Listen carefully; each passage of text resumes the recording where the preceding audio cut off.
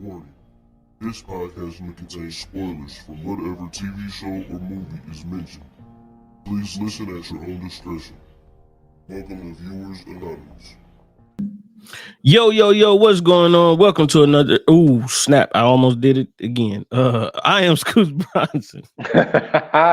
And I am S.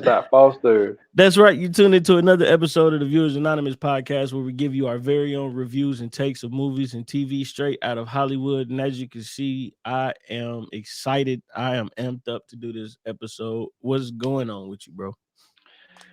Hey, boy, your boy feeling good. That's what's you know up. what I mean? Yo, it's a good day. It's a good day. I don't know. Yeah. Like, look, I don't know when y'all gonna hear this, but this is right after, you know what I'm saying, an overtime win over the damn Clemson Tigers. My nose is 4-0. I'm feeling good. You know what I'm saying? Hey, I'm happy right now. This is Man, let me tell you something. By 12 o'clock tonight, I'll be feeling the same way you feeling. Because we get to beat up on them weak ass Notre Dame Fighting Irish. I can't wait. That's one of my favorite teams to whoop on. You know what I'm saying? They say that the enemies of your enemies usually are your friends. Well, in this case, that's not true. The enemies of my enemy is also my enemy because I hate Notre Dame with a passion. I can't stand them. It's a green out, man.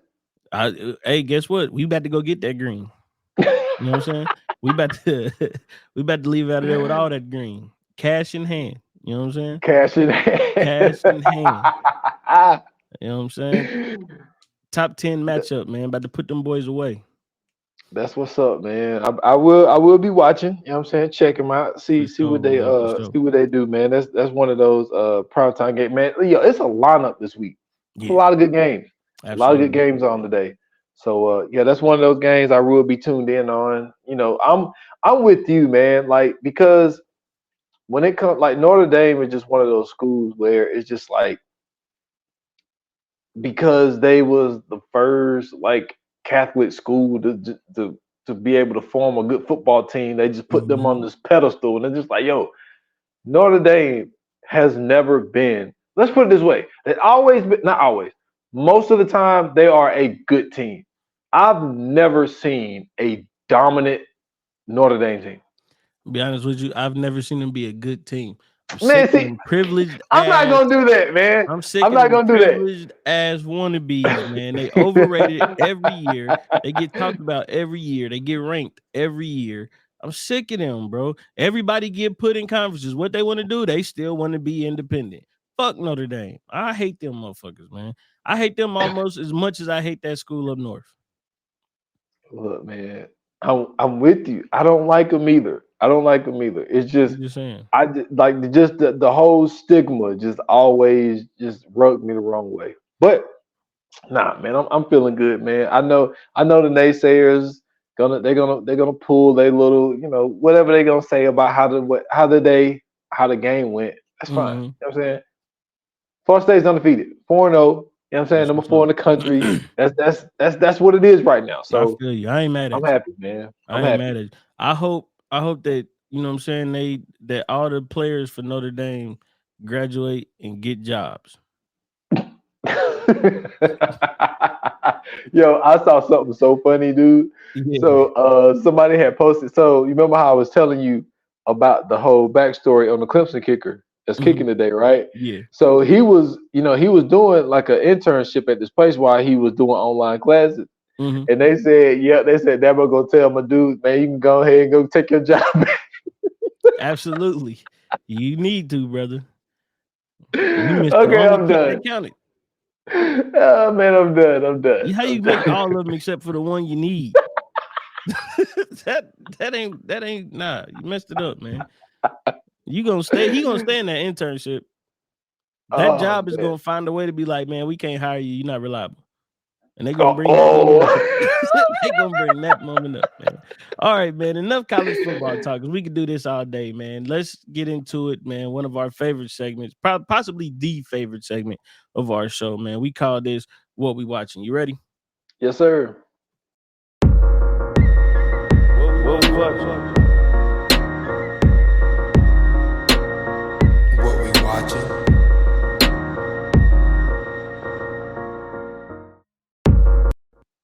All right, man. What you got this week? All right, man. I got two. So the first one I've been holding it off for a couple of weeks because the fourth episode came out yesterday. I haven't watched it yet. So I'm 3 episodes in. It's the second season. You know what I'm saying? In the Power Universe Force. You know what I'm saying? My guy Tommy's back. You know what I'm saying? And wilding out in Chicago. You know what I'm saying? He's still trying to figure out who shot Liliana.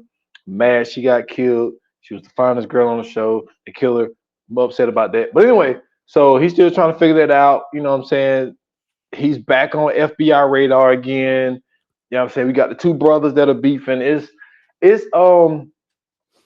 it's one of those things where just like if you are tied into the Power Universe, this is just like, you know what I'm saying, the same thing with the MCU universe in a way. Yeah, It's like anytime there's a universe, man, you have to watch everything. Everything is tied in with each other. You know, Tommy made an appearance at the end of Ghost. You know what I'm saying? Where he came in with Tariq and Tasha and all that type of shit. So they started out pretty good. I think the first 3 episodes, it's been a lot more action packed than it's normally have. So I fuck with it. Shout out to 50 and Courtney Camp and Joseph Shakur. Like they doing their thing over there in the Power Universe with Force. Okay. Season 2. Like I said, the fourth episode came out, but I haven't watched it yet. So that's my first one. My second one, and I'm gonna be surprised if you haven't started it yet. But you know, it's a lot been going on, so maybe you haven't started it yet. But it's an Apple TV Plus show starring my guy, Lakeith Stanfield. You know what I'm saying? The Changeling. The I watched the Changeling. first episode. Yo. Okay, I will tell you this. I can't give y'all the rundown like I normally do because I'm confused as fuck. Like this show is confusing. That's why it's so good though. Yeah, like all I know is it's just like now I've seen maybe 5 to 6 episodes at this point. And it's like the more and more I see, the more and more confused I get. So basically, you know, he goes after this girl, takes him a long time to get him, but they ties in the past because his father did the same thing to his mother. Like it took his mother years to finally go out with his father or whatever. So anyway, so he kept trying to ask this girl out. The girl finally, you know, accepts his invitation. But she says one of the reasons why it took her so long and the reason why she didn't want to go out with him was because she was going on a trip to Brazil and she didn't know if she was coming back or whatever. Oh. So when she goes on the trip, she runs into this. Look, I don't know what this is. Hoodoo, voodoo. I don't know what this shit is. Right? But runs into this lady. And the lady, like, already knew who her name was, all that type shit, and said, yo, you are granted 3 wishes, and be careful with your wishes, and put, like, this piece of thread on her wrist. So when she got back, she called dude, was like, look, I don't know if you still want to see me or not, but I'm flying back into town, and I would like for your face to be the first face I see. Well, face that I see. So he sits there. Her flight ended up getting delayed, so he ended up falling asleep in the fucking airport. But anyway, so they're talking, and so she tells him about the 3 wishes or whatever, and how you don't supposed to cut it. So he was like, oh, you know, I'm believing all that shit, whatever. So he cuts it. So a few episodes later, she's like, yo, 2 of my wishes came true. And she was like, the first one was to find a great man, great husband, all this type of shit or whatever. And they, you know, got married or whatever. And to have a healthy baby. And at the time, the baby was still in her stomach. But the third wish wasn't revealed yet. And what I'm getting, I don't know if y'all ever seen this. I think it's one of the most overrated fucking horror movies from the 70s. Rosemary's Baby. I watched it because no. Like, I'm starting to get those vibes. And kind of Omen vibes too, but the baby is only towards her. Like when he got the baby's quiet, the baby's good, there's no issues. But when she got him, he's always crying. He fucking bit her nipple, even though she didn't have the baby didn't have no teeth.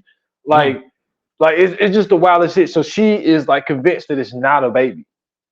And so I don't want to give the show away because there's a lot of shit that's going on. I just wanted to give like a little quick little rundown. But like I say, it's very confusing because there's this whole shit with his father, with Lakeith Stanfield's father, because he ends up like leaving the family, but it's like it wasn't by choice. It was from, I don't know if he was going through the same shit that she's going through. Like it's wild. Like I said, I'm like 6 episodes in and I'm still not really knowing everything that's going on because they do really good with the writing. The show is very well written. It's just it is one of those ones where you really have to stay in tune. You have to not look at your phone, all that type shit, because everything really ties into something. Because there's a lot of weird shit going on where she would get these text messages of pictures of him and the baby. And she'd be like, "Oh, well, you sent me this picture." He'd be like, "I ain't sent you nothing." And so, like, she showed him a picture, and he was like, "Well, who took it? Like, you know what I mean? Like." And then it'd be situations where she'd be like, "Look, see, I told you." She'd show on the phone, and the picture had disappeared. Yeah, that's crazy. And so, and there's some wild shit, man. He goes on this fucking like island, and with this guy, and this guy is a fucking weirdo because you got this whole shit going on with his ex-wife because his wife was going through the same shit where she was like, it's not a baby and all this weird shit. Like, it's a lot. First of all, it's a lot of weird shit going on. You know what I'm saying? Which I like. So, check that out, man. It's on Apple TV Plus. It's a really good show. Lakeith Stanfield is putting on a clinic, man. Okay. Like a clinic. Like, this might be, out of everything that I've seen him in. Now, we all know, to me, up until this point, the greatest thing I see him in was Judas and the Black Messiah. Yeah. He did a phenomenal job playing Bill O'Neill. He did. I ain't gonna lie. Them last few seasons of Atlanta, he really did his thing too. He did. But when you see this though, when you finish, like when you get further, you're gonna see what I'm talking about. We're gonna revisit this. You're gonna be like, you know what? Yeah, for sure. I watched 4 or 5 more episodes. You're gonna be like, yo, yeah, he put on the clinic. So shout out to that show, man. So what you got? Okay, first and foremost, because we mentioned this movie, Damien, they could have ended all that with an ass whooping. That really should have been a 25-minute movie. You know what I'm saying? He did some shit. They got enough of that shit, whooped his ass. He would have been done with. But I got two shows. I'm sorry, not 2 movies, 2 shows. Both of them are on HBO Max. Shout out to Danny McBride. A lot of you may know him from being one of the guys in Pineapple Express, the one that had the neck brace on, or you may even know him from Eastbound and Down if you guys have ever watched that, which is also on HBO Max. But yeah, man, the first one is a show that he created called Vice Principals, where it's him and another guy who are the 2 vice principals of a high school, and they pretty much like fighting to be, you know what I'm saying, the principal, because the principal who's played by Bill Murray ends up retiring. So now, you know what I'm saying, like they trying to see who gonna be the next high school principal. And then like it's a whole bunch of shenanigans and antics that go on. But eventually he ends up becoming the principal at a high school. And then like for the way he ends up becoming the principal at a high school is the other vice principal, they supposed to be best friends and shit, right? And pretty much like he's getting set up he thinks he's getting set up by the other vice principal, but it's a teacher that works there that he slept with that's in love with him, and pretty much she out to like kill him because he don't want nothing to do with her. He just, you know what I'm saying, like pretty much just slept with her. And so she all in love, he don't love her, nothing like that. And then he really in love with one of these other teachers, and they kind of get together, and she end up shooting him. And then he ended up tricking his old best friend. They end up end up falling out. But before they had fell out, when it was time for graduation, this motherfucker ordered a tiger for graduation because the tiger is their mascot in the high school. So he ordered this dude with a tiger, right?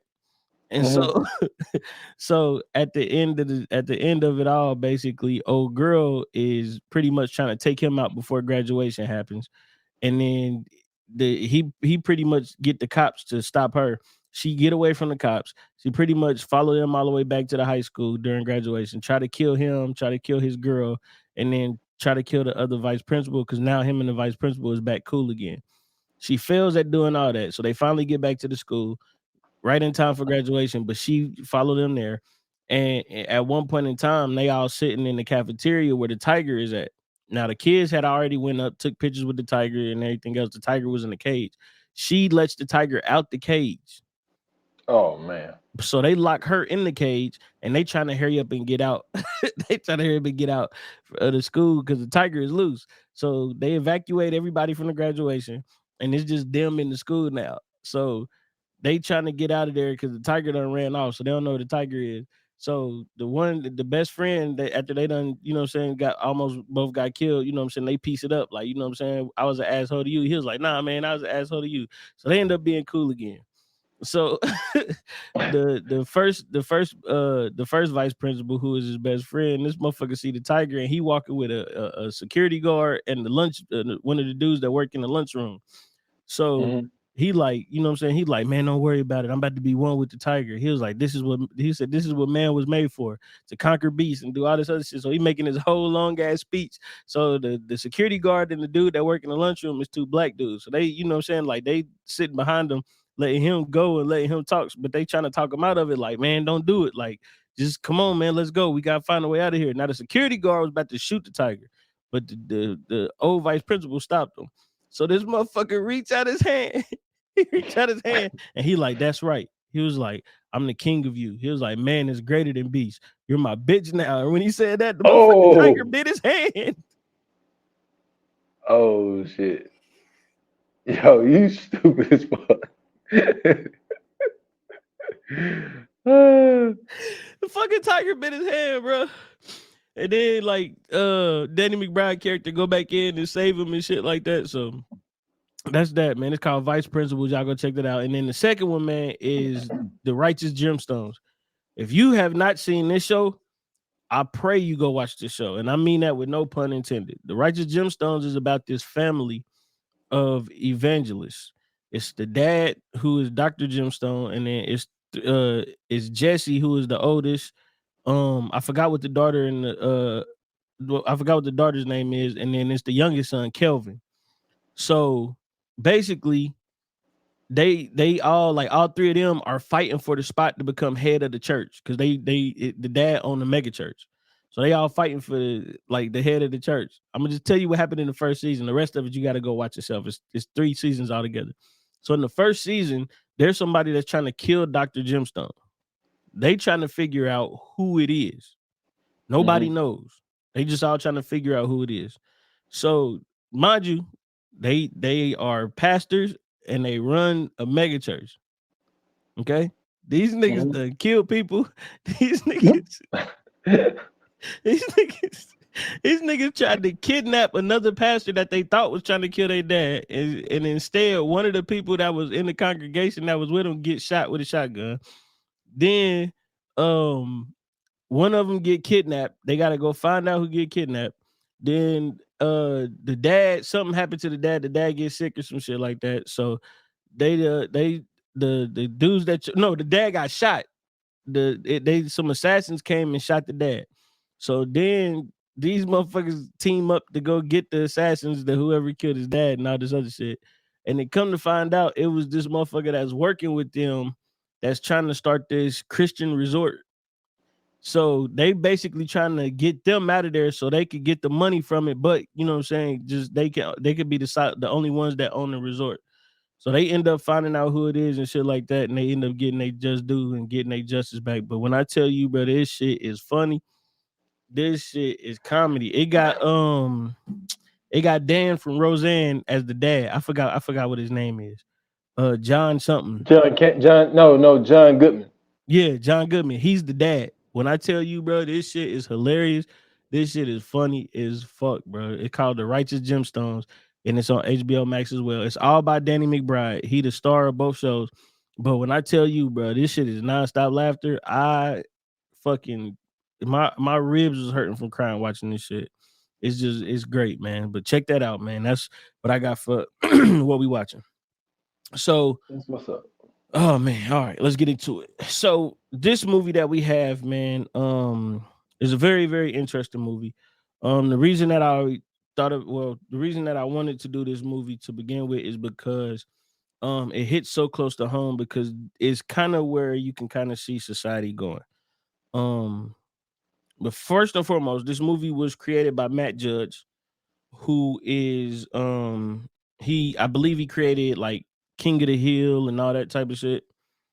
Um, Let me make sure I'm saying that right. I think that's the same person. But I believe he did like Beavis and Butthead, King of the Hill, and those two are probably his most famous works. I'm sorry, Mike Judge. I don't know why I say Matt Judge. Mike Judge is the guy that I'm Yeah, talking about. yeah, So and Office Space and shit like that. Yeah. yeah. So Idiocracy is starring Luke Wilson, Maya Rudolph, Dak Shepard, Terry Crews. I'm trying to think who else is in here with a name. Justin Long.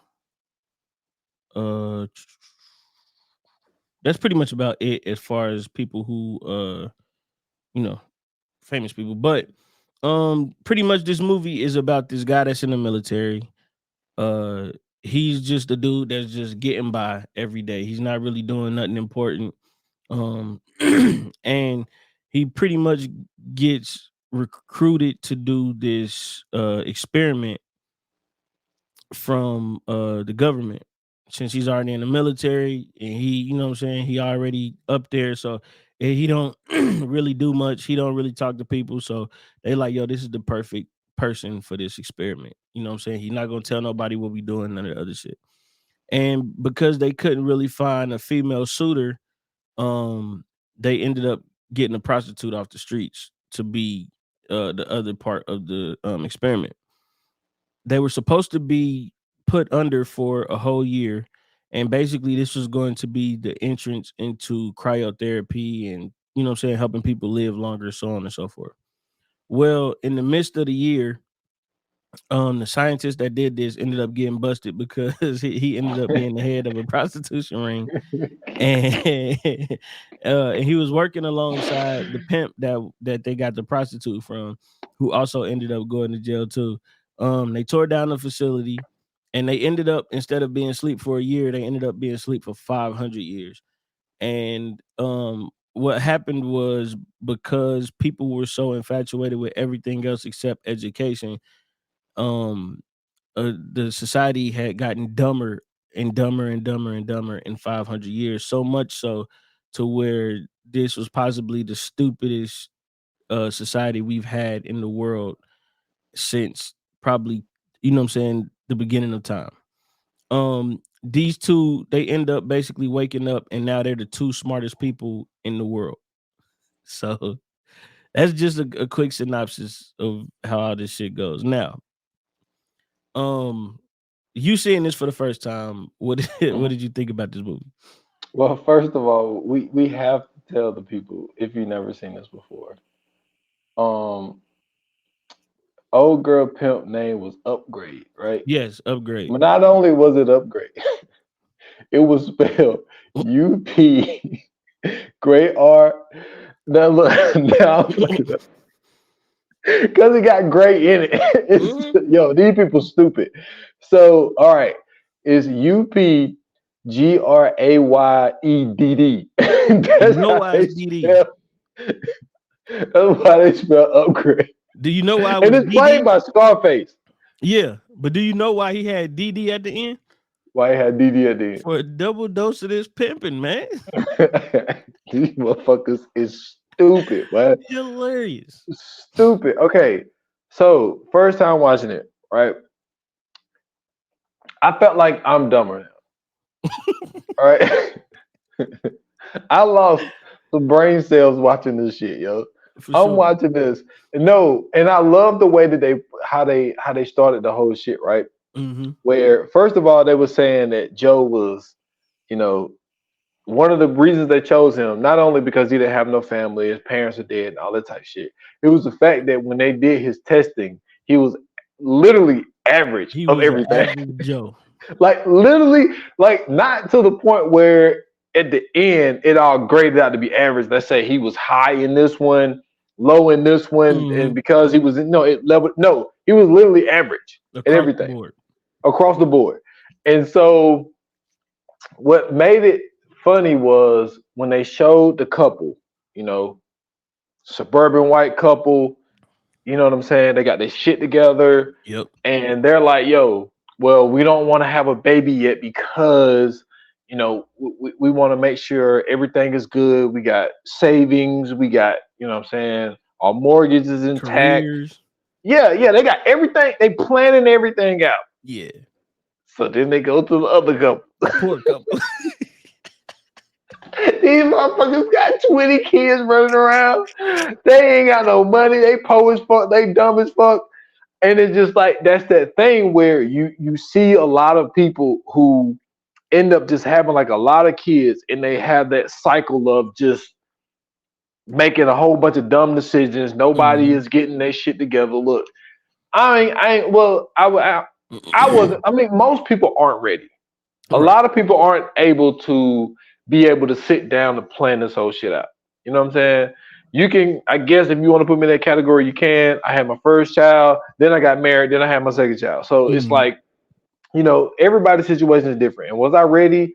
I mean, look, who's ready? But I mean, I'm still, yeah, but I still was old enough to have graduated from college. I was 22 years old when I became a father. So, but you see a cycle of people who either can't afford to have children or aren't fit to have children, end up having a lot of children, and then that cycle continues. Right. And so I like how they set the movie up in that instance of like you, and then at the end of the couple that was trying to plan everything, my dude ended up dying from fucking jacking off. For fucking so they could do in vitro. Exactly. And they were old as fuck at this point. So they would have been grandma parents at that point. For sure. So I like how they set that up because like in life, like we do end up seeing a lot of that. And you hear people say the whole shit of, oh, you know, that's why they're on welfare and all that type of shit. It's like, so it started out there and I thought that they really had a really good point of what they was trying to say because you see a lot of dumb people have kids, and a lot of times when two dumb people have a child, in most cases, the child is going to be dumb. In most cases, not all cases, because the son of the poor family, that motherfucker had 3 cheerleaders. He said, "I'm gonna fuck all y'all." That shit was crazy. It was crazy, man, and we do see a lot of America being that way because look, Uncle Washington used to talk about this shit a lot. You know what I'm saying? He was actually the person who would he was against it back in the day, but he was like, yo, I think they should bring it back because when they did it back in the day, they only did it to black people.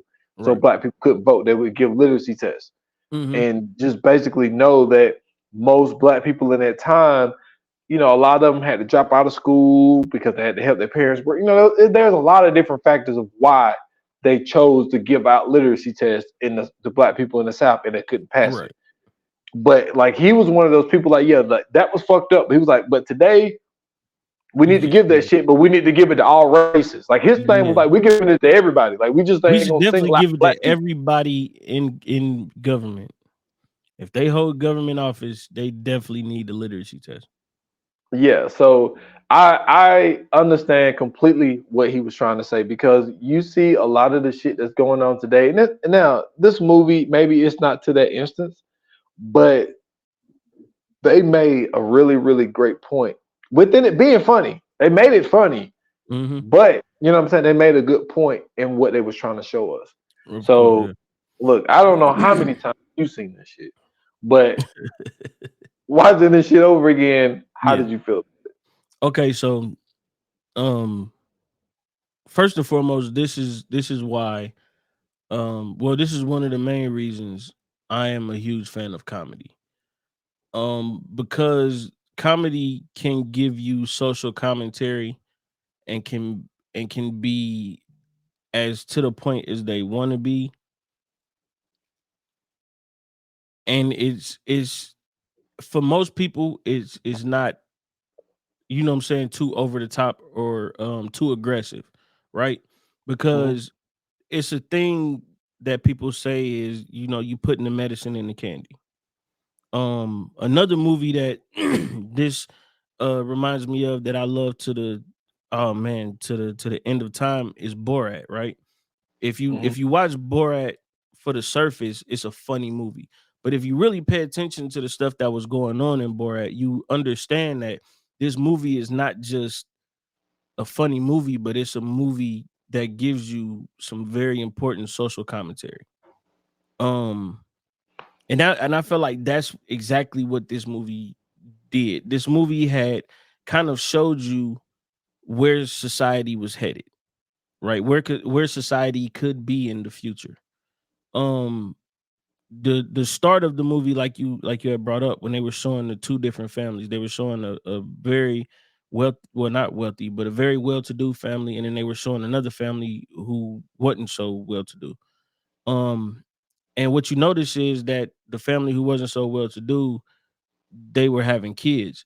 But the thing about them though is they were happy.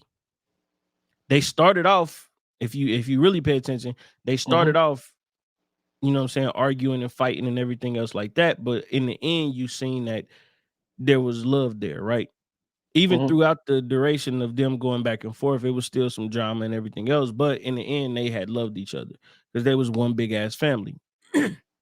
On the other side, you seen them start off as as this young happy couple. You know what I'm saying? They got careers, everything's going well for them. But the longer and longer that they talked to them, and the more that the older that they got, they started to kind of resent each other. Yep. Got And then, of frustrated. course, like you said, the husband ends up dying for trying the whole in vitro thing, trying to save his semen to hopefully eventually have kids, even though they, you know, pushed it off for this long. So I thought that was a very interesting take on, you know what I'm saying, the two different looks, excuse me, the two different looks in society in that time, right? And this movie was about 2005. So the future is 2000 2505, 25,005 or whatever. 2505, whatever.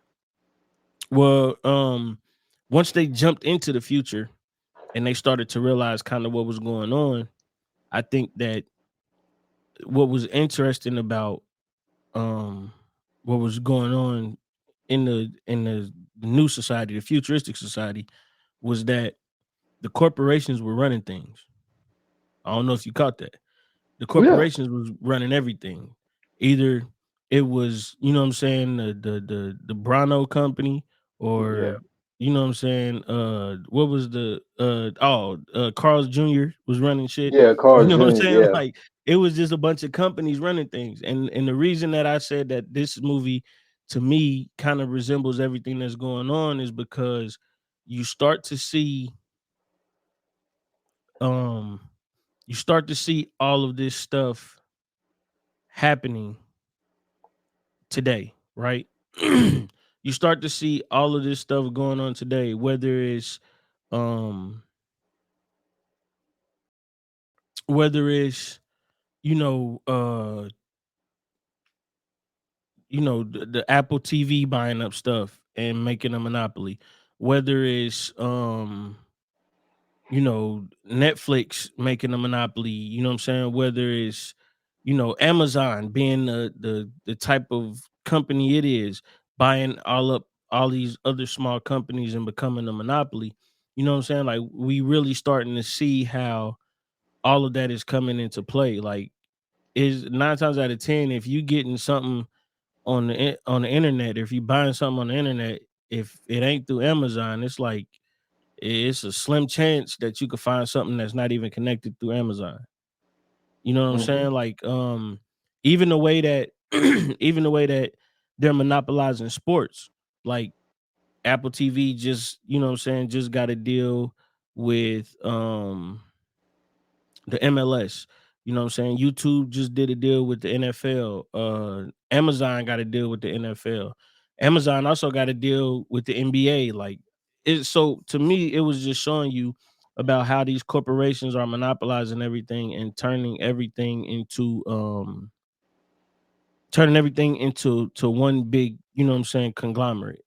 And I thought that was super interesting. And the biggest thing that I found interesting was when they finally was getting to this part where they was looking for this thing called the time machine or whatever.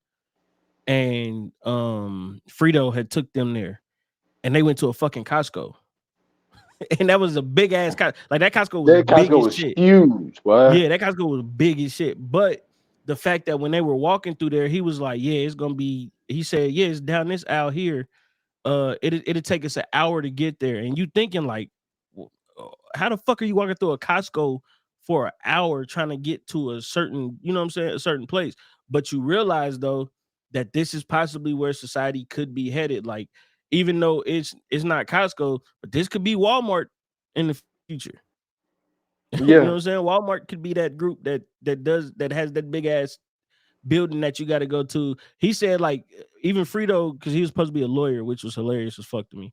yeah, He was supposed to be a lawyer, and even in being a lawyer, he was like, "Yeah, I did my." He said, "I passed my bar here," and he was like, "What?" He was like, "You went to Costco to pass your bar?" He was baffled because it's like, why the fuck are you at Costco passing the bar?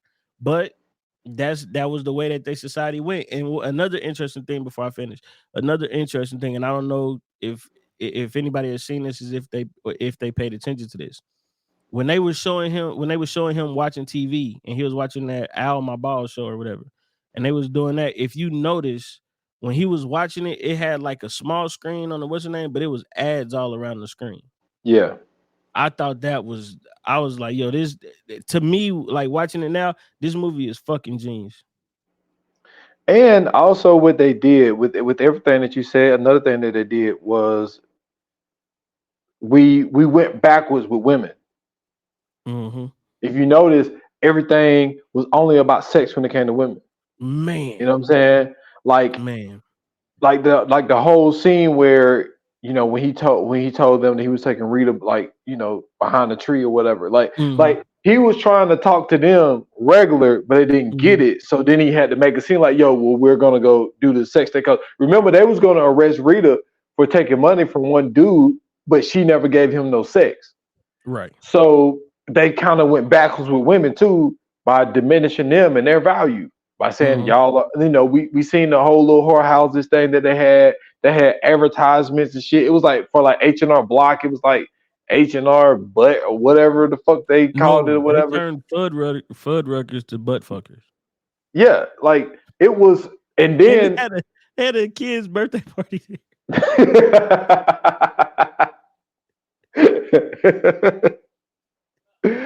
but like they took like Oh my everything. goodness. Like everything went complete. Like nobody could spell anymore. Just Mm-mm. simple shit like putting like little blocks in, the whole thing That was the when you literacy would give a test. kid. Yeah, that was a literature test, and they couldn't even do it. But when you look at schooling and shit, Mm-hmm. a lot of the shit they're taking out of school. Like I Mm-hmm. know, and I know this may not be a big deal or whatever, but it's just like we grew up like, yo, put your signature down. You know what I Mm-hmm. mean? Just little simple shit as a signature. It's like now Mm-hmm. they're not even teaching signatures anymore. Motherfuckers don't know how to write in cursive. So Right. what is a signature gonna be in Right. 10 years? You I know what mean, I at this mean? point, you should have fingerprint. Yeah. So it's getting to the point where that's going. They're starting to take geography out of school. Motherfuckers don't know where shit is anymore. Right. Like Because no GPS. nobody know what capitals of things are anymore. Right. Then like another thing, like history that showed you at the end, the whole time machine ended up being A a fucking ride roller talking coaster. about time, but they show fucking Charlie Chaplin as fucking As Hitler. Hitler. I'm like, yo, Hey, yo, let me hold on. Time out. Because we gotta salute the writers of this shit, bro. Do you know how genius that is to make Charlie yes, Chaplin Hitler? yes. You took somebody who all this motherfucker did was talk, and you replaced him with a nigga that said nothing at all. That's fucking genius. Then no, let me tell you what's even fucking funnier. The fact that they had the war that they was talking about, World War II, was two dinosaurs. One had on a Nazi flag and the other one had on a British flag. That was the war. It was two dinosaurs fighting each other. Yo, They Hey, is bro, wilding. genius. It is, Oh and my the reason I goodness. bring that up is because look, we all know the shit that's going down in Florida right now. I mean, it's going Mm-hmm. on everywhere, but it's a huge story in Florida where they're trying to take out like things that happened in history, and Yeah. like they always been kind of sugarcoating shit, but now they're trying to make it even worse. Right. So it's just like when you think about that amount of time going by, and like you said, corporations running everything, get to a point where you could do every fucking thing in a fucking Costco. Mm-hmm. Yo, the number one movie in the world was a movie called Ass, and all they showed was ass, Literally. like just white asses. It was. They said that movie was 90 minutes long, and that motherfucker won 8 Oscars, bro. I am fucking crying. He was in that Yo, motherfucking movie theater, like, what the like, fuck are y'all laughing at? He was like, this shit is, what is this? and they That shit laughing is, on cadence, like, bro. oh, They this ass is rolling. funnier than the last one. Yeah, Like, they are fucking rolling, bro. But that to me, that was the funniest thing because what it ended up being what it boiled down to at the end was just the fact that the only thing that was the only thing that they understood was, you know what I'm saying, lewd behavior, sex, and violence. violent. Yep. Violence was the main thing. You know what I'm saying? What I thought was funny though was um he ended up going to jail because he didn't pay his hospital bill because he didn't have a Barcode on his bar, wrist. he ain't have a tattoo barcode on him. And the doctor was just coming in. He said a bunch of nothing, first and foremost. He was like, yeah, you know, this is what I do. And I just yeah. He just sat back. He was like, that nigga looked at him, he said, what? So he, you know what I'm saying? He like, yeah, you just you put your money here or whatever. You scan your barcode or whatever. And they charged this nigga $8 billion or 8 billion, whatever their money was called. They charged him 8 billion of it, which was crazy because the inflation rate was fucking through the roof in that motherfucker. So he didn't, of course, he ain't had no money because he ain't from there. So, you know what I'm saying? He basically got put in jail for not paying the hospital. No, He but the finally all get caught. time. Look, he No, but finally go ahead. no, the all time is he finally realized how dumb everybody is. So Mm-hmm. you see the line. He was like, "Yo, I'll just say, look, I've been to prison already. Like I'm supposed to be getting out today." Bruh, genius. He said, where's the line to get out of jail? He said, it's over there. He said, oh, that's the line I was supposed to be in. This nigga said, you dumbass, get over there. And Yeah, just sent him to the line to get out of jail. yo, that was hilarious. I'm like, yo, I'm watching this shit, and I'm like, But okay, the funny part about it was the dude that he said that to was the dude that took him to jail. yo, So this mug get out, bro. Right? And then he, you know what I'm saying, he back on the street. He basically escaped from jail. He back on the streets. Before they took him to jail, they made him do the literacy test. They said if one bucket holds 2 gallons and another bucket holds 5 gallons, he said, how many buckets do you got? That motherfucker looked around, he said, 2. He was like, what the fuck? And he started looking at everybody else. And then the dude, they had the thing with the blocks. So the dude kept trying to put the square block in the circle. And he looked no, up and then at he him trying to and hide it. he covered his face.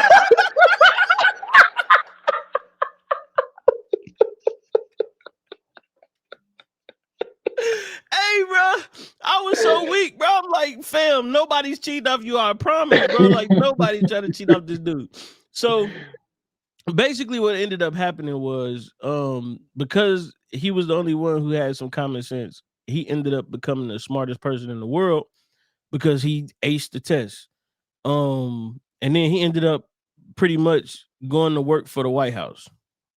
Well, the president was Terry Crews, Terrible. President Camacho, which was hilarious because this nigga used to be an ex-wrestler, which I thought was funny as fuck, bro. He had that stupid ass wig on, comedy. And so he pretty much got put in the presidential cabinet, and then the president had promised that he was gonna save everything because he was the smartest man in the world. Well, the only reason I think this is funny is because He was so smart compared to them that he was dumb. This nigga was talking to them about just simple shit. But you know what I'm saying? Like he just wasn't catching on to the fact that these motherfuckers are really stupid. It took him a long time to catch on to that fact. And that's why I thought that this was funny, because like he wasn't the brightest person himself. Like you said, he was average across the board. So he really wasn't the smartest person. But the fact that he was the smartest person at this time, you know what I'm saying? You would have been like, this is ridiculous.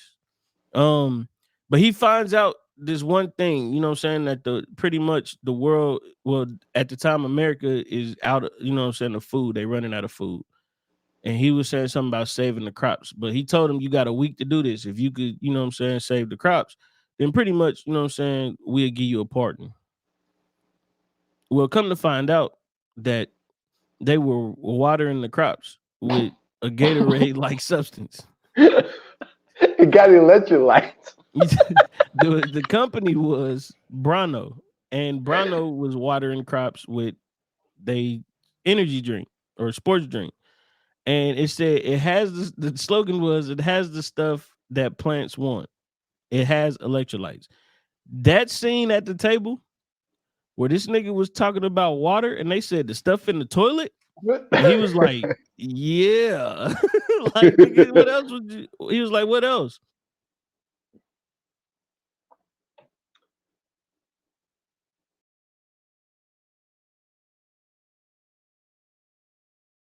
Oh man, you mute. He has no idea he's being mute right now.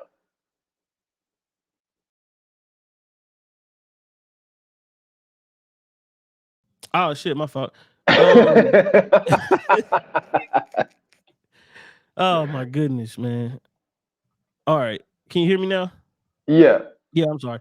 So, pretty much he ended up, you know what I'm saying, getting the water, and they was like, yo, the water from the toilet.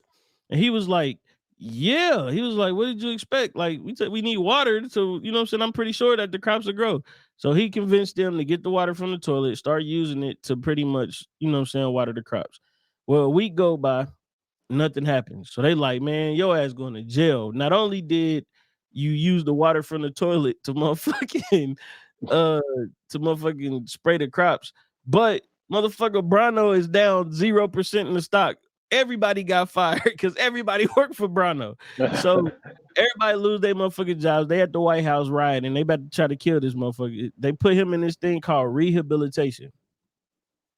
Rehabilitation is pretty much how they get rid of the prisoners that they don't want no more. And they get rid of them by putting the prisoners out there with monster trucks. Which to me is the perfect irony, bro. That was the perfect irony. Because that's what dumb motherfuckers like. They like big destructive shit. Dumb motherfuckers love monster trucks. I'm being so honest with you. The stupidest people in the world love monster trucks. So somehow, some way, he survived rehabilitation, and some the plants ended up growing. Rita and Frito ended up finding a way to show them that the plants had grew. He ended up basically becoming the president after that, because they finally had some food and shit. And his kids, and he ended up getting with Rita. His kids and Rita's kids, of course, was the smartest people on the planet. Frito had eight wives, and they was all the dumbest people, of course. But that, to me, brother, is just this movie talks so much about, you know what I'm saying, it has such a strong social commentary, and it talks about all of this shit that's going on today, right? Like, think about President Camacho. He has a wig. You know what I'm saying? When somebody talks shit to him, he get violent. He starts shooting guns and threatening them. He's an ex-wrestler. You know what I'm saying? And he pretty much smarter than all of his followers. Who does that sound like to you? Sound like The Rock. No, Donald Trump. Now, you would think it sound like The Rock. Of course. It's Donald Trump, bro. Donald Trump wears a wig. He definitely threatens the shit out of anybody who opposes him. He is an actual ex-pro wrestler. He is in the WWE Hall of Fame. And all of his followers are jackass idiots. I said, man, this shit is foretelling in the motherfucker, bro. It's definitely foretelling because it's like if we continue at certain rates of what we're going in certain places, the reason I don't think it'll get that bad is because there are some very smart people that are out there. I don't think that we would get as dumb as these people got. Right. I can't say of course, this is an exaggeration. Yeah, but because I think that like there are like a lot of dumb people having kids, but like there are always like these plans in place to eliminate certain parts. Like we saw what happened to the black community in the 80s, well 70s to 80s, mid early 90s, where they was having black people eliminate themselves. So like there are plans to be able to get rid of like people that aren't, I would say, useful. So yeah, it's definitely an exaggeration, but it's still a point to be made in where society is getting dumber. Like a lot of the things, like something that I say a lot. I be talking to this friend of mine, and I'll be like, yo, like when we have traffic, because I used to be a swing driver, right? So when it comes to the upstate of South Carolina, like I know just a lot of shit because I've ran so many different routes. Right. So I know how to get to a lot of places without GPS because of my job that I had. Right. And so now everything is GPS. So like when you're riding down the road, there's a wreck, your shit will reroute you, right? So it's like this skill that I have or whatever, it's not useful anymore because GPS will tell you everything. So what's happening is all of this general knowledge that we know is not going to be useful anymore because you got internet now. That's another thing. There's a lot of shit that used to be, it's like going in a barbershop or whatever, and y'all are in there arguing about shit, you know what I'm saying? Not arguing, but a debate. You're having a debate. It's great to have a debate where motherfuckers who just have just regular knowledge in their brain. Now it's like, oh, let me Google. Everybody's Googling everything. And it's like, and there's nothing wrong with it. It's just the fact of like, it used to mean something to just know shit. Right. And it's like now you have to pick up your phone and you have to look shit up. So it's like, it's just a little different. But like, I feel like we are in some cases because there are a lot of places that you go to in some of these like hick towns. There are people that are dumb like this. Oh yeah, like, there really are. Like I remember, it ain't just hick towns either. No, it's not. I remember, and you brought up a good point when you were talking about Donald Trump. So I remember there was a guy in I want to say Alabama. It was either Mississippi or Alabama, but I'm positive that it was Alabama.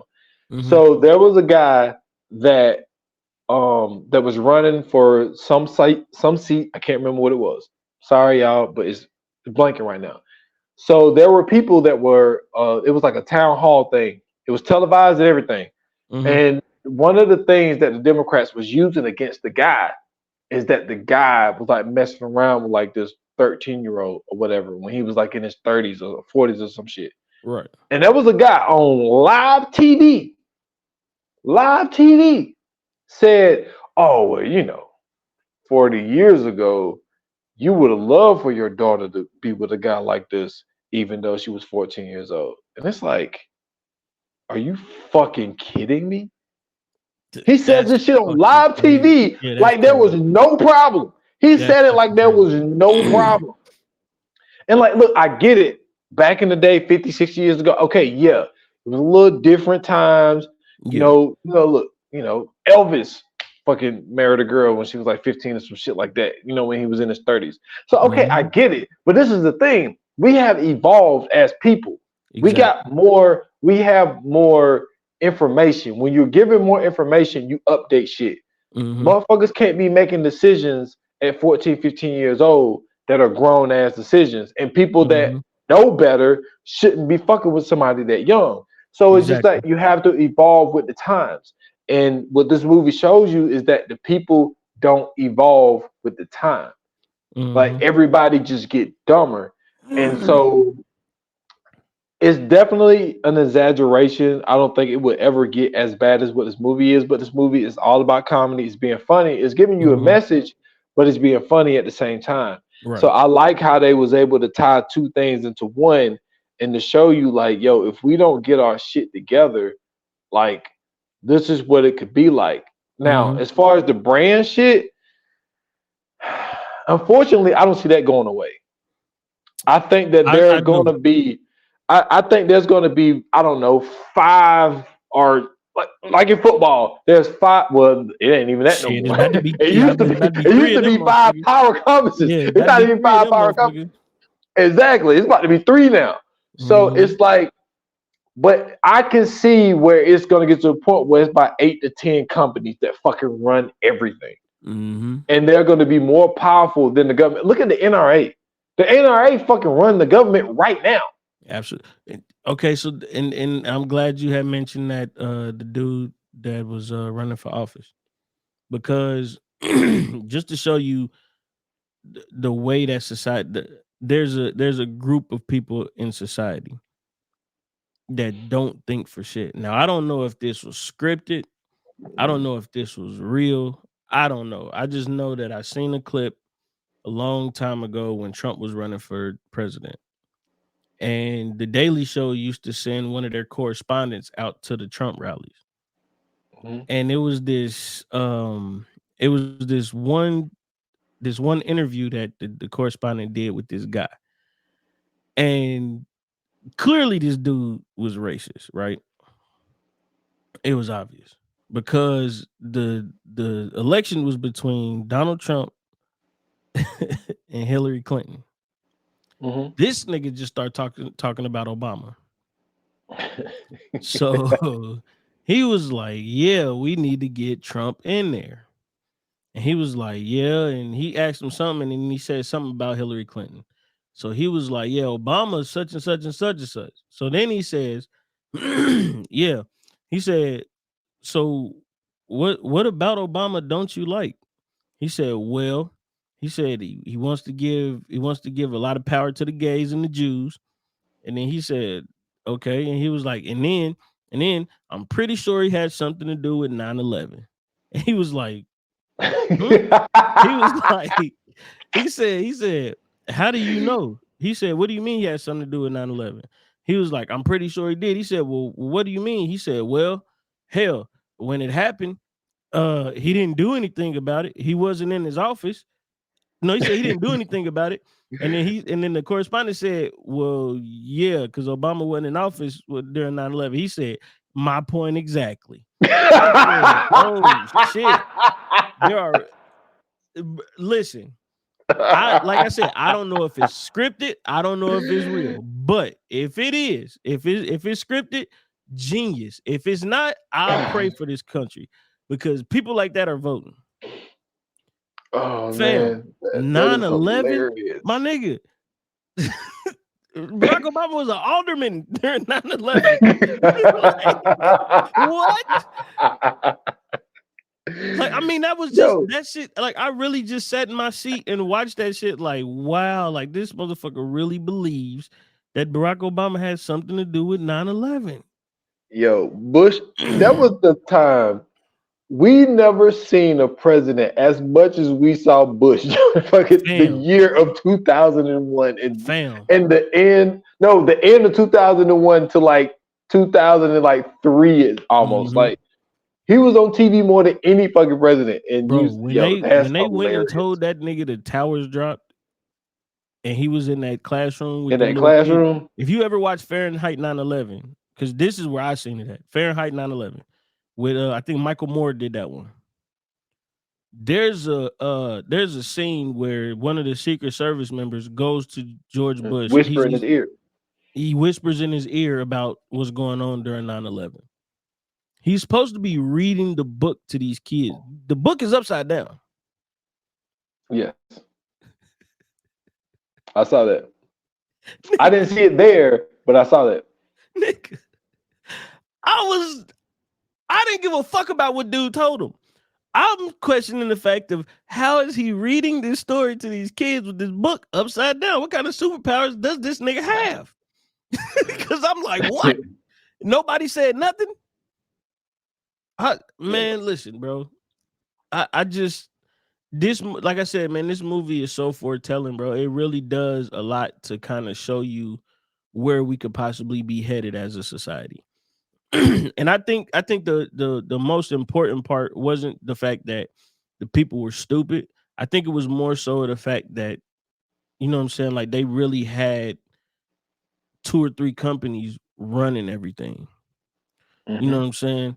Um when you have a company like Brano and they buy the rights to water and they pretty much replace water, and the only way you can get water is in the toilet, which was also crazy because niggas was sitting on regular seats with toilet seats in them, which were in front of the TV. Yeah, because they were too lazy to get up to use the bathroom. This movie, to me, paired with another movie, which is an animated movie called Wally, shows you where this shit could be going in the next 10 to 15 years if we don't get our shit together. And I think, to me, that's why this movie is so genius, because it kind of foretold, I mean, you know what I'm saying, like a lot of shit. Like you seeing, like I said, you seeing Amazon buy up damn near everything, whether it's digital or whether it's physical. They're really getting their hands in everything. And they're starting to become a major conglomerate and a major monopoly within this society. And I think that that's, you know what I'm saying, like that's something that we really have to watch out for. We as a people can't let that type of shit happen, because like you said, in the future it could possibly be 5 companies that run everything. You know what I'm Yep. saying? And that's not excuse me. I don't think that's what the core of this country is about. I think the core of this country is about diversity. Um Not only that, but variety and independence of choice. You know what I'm saying? Being able to choose and everything. But even if we look at, you know what I'm saying, just what we get from government, like the fact that they say this is a democracy, but they call it a 2-party system, even though you get on the ballot and you can vote and there's more than 2 parties. You know what I'm saying? Like just shit like that is kind of showing you, man, like all of this shit could be possibly going down the toilet, no pun intended. If we don't really get out here and do something. I 100% agree with you. Yeah, man. So you ready to get into the fire flames?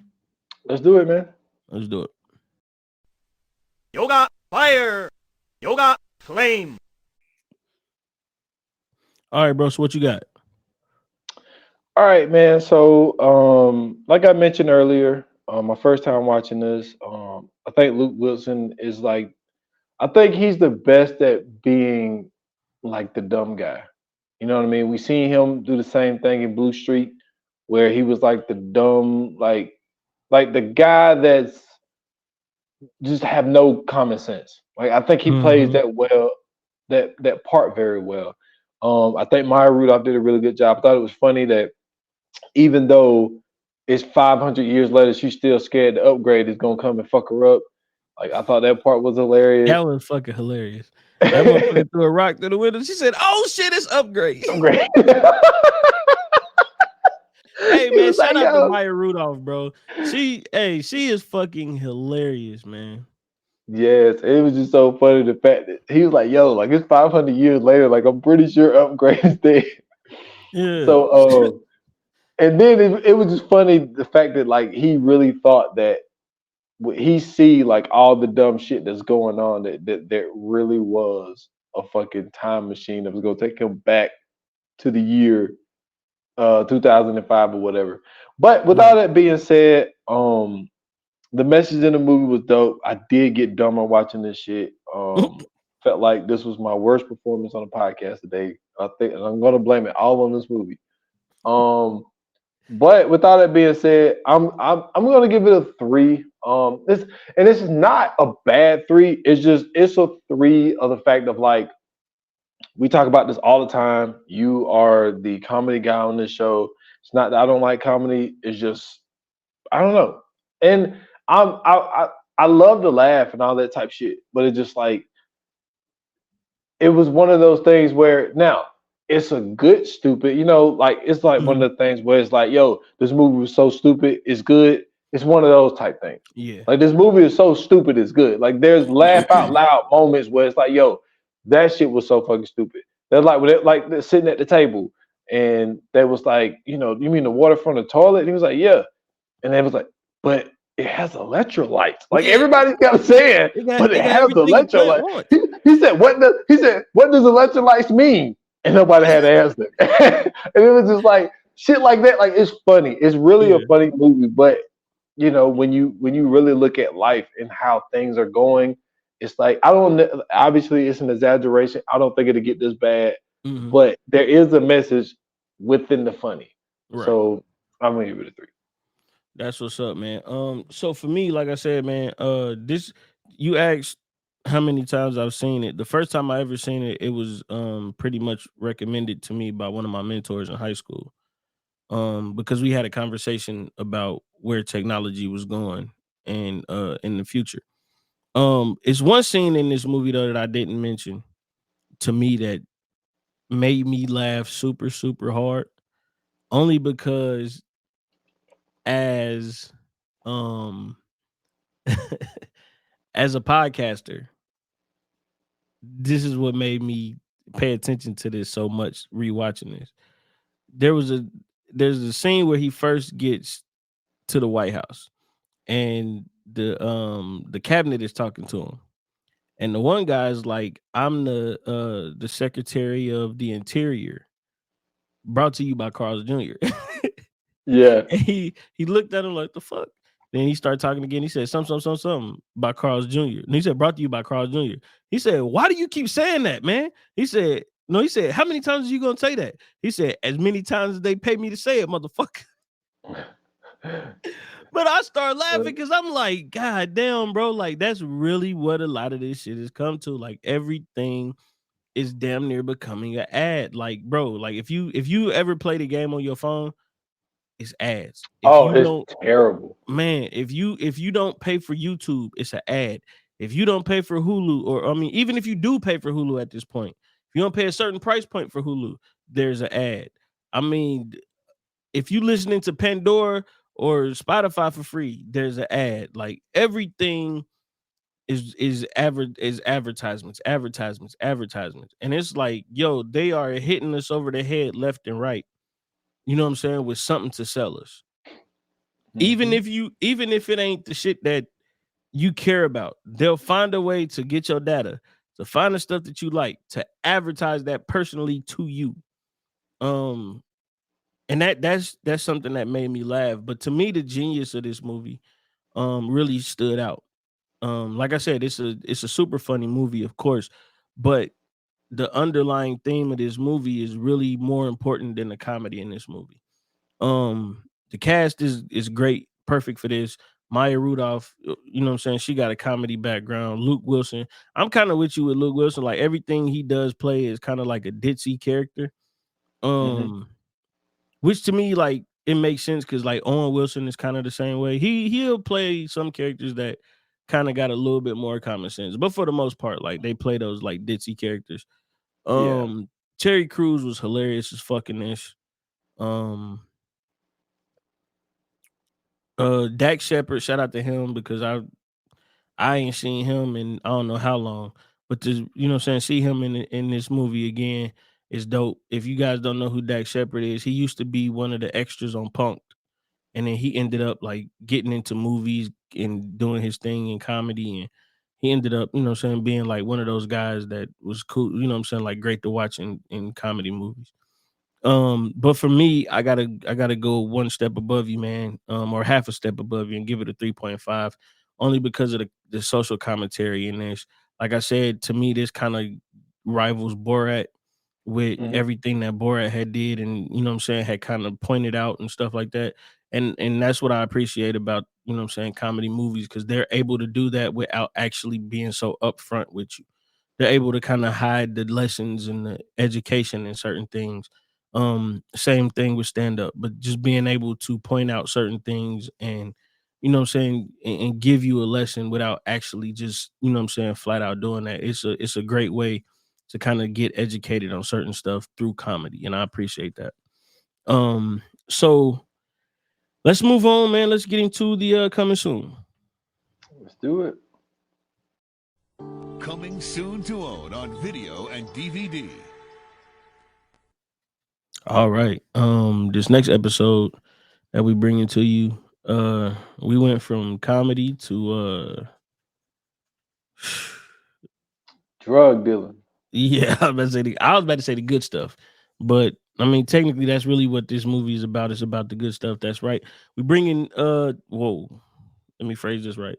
The next episode will be about Blow, the movie, starring Johnny Depp. I was about to say something crazy. Just a minute. I felt it. like whoa. Had to stop myself. Yeah, for sure. I had to stop myself. But the next movie, man, starring Johnny Depp and a host of other people. Rest in peace, Pee Wee Herman. But this movie, Blow, man, is. I'm surprised we took this long.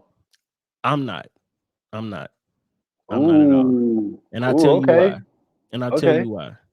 Because I feel like it's certain movies that no matter where we are in this podcast, regardless of how we cover it or what we do when we cover it, is going to be great. This is one of those classic movies that when we cover this, because we have so much knowledge of, you know what I'm saying, other things that, you know what I'm saying, kind of reflect on this topic. Yeah. It's going to be a lot of information that we can, you know what I'm saying, talk about and pass through and stuff like that. So I think this is the perfect time. I think it came at the right time for this episode. So if you guys have never seen Blow, I feel sorry for you, first off. But second, this is your opportunity to watch it. If you have seen Blow, this is an opportunity to rewatch it. This is a reason to rewatch it. So make sure you do that. Make sure you check it out ASAP. Man, this is the one. This is going to be a good one. I got a good feeling about the next episode. Yes, sir. But if you guys enjoyed this episode, if you didn't enjoy this episode, if you too are confused on how Amazon is running through everything and buying it up, hit us up on socials, on Instagram and Twitter at ViewAnon You can also hit us up on Facebook, VA Pod Watch Group. And outside of that, I guess if you'd like to follow me, you can follow me on Twitter, or formerly known as Twitter, now called X, at Scoots Bronson. That's I got a link tree in my bio. You can follow me everywhere else there. And y'all can find me at s.foster8 on Instagram and X at 28 minutes or less pod. That's just on Instagram. Follow the podcast 28 minutes or less on all major platforms. Last episode is 135, if I'm not mistaken, and that is Fast X. I had a good time covering that shit. I bet that movie's wild. But that's the last time I got up, so go check it out on all major platforms. That's what we should do, an episode of just about how the fuck they made 10 Fast and Furious movies. Yo, listen, I'm for it. That shit is like Fast and Furious is like Seinfeld. Like, the with Jerry Seinfeld. Oh, okay. Yeah, that shit is just a movie about nothing, bro. About nothing. Yes. Each movie has its own plot line, storyline. None of them are connected. They just got the same characters. These niggas start off doing the same shit. They start off racing cars. Next thing you know, somehow they saving the world. I've never ever want to live in a world where we got to depend on street racers to save the world. If we got to depend on a nigga driving a Camaro to save the world, we are done, bro. Okay, yeah, we are out of here. I don't give a fuck how fast he drive that Camaro. We're out of here. Well, it's a Dodge Charger, but it's fine. Whatever the fuck it is, there's no. I'd never want to see a movie where a Dodge Charger or Challenger or whatever outruns a fucking heat-seeking missile. No, we're not doing that. We're not doing that. These niggas, never mind, man. Listen, bro. Thank you guys for listening. Thank you guys for tuning in. Thank you guys for watching. It's always greatly appreciated. If you are out there supporting the Fast and Furious movies, you should be ashamed of yourself. You know what I'm saying? That's right. That's right. Don't look around, listener. I'm talking to you. You should be ashamed of yourself. for giving these people your money, for helping them continue to keep making these damn movies. Just jokes, man. Just jokes. Listen, man, until the next episode, thank you guys so much. But like they say in Hollywood, that's a wrap. Cut.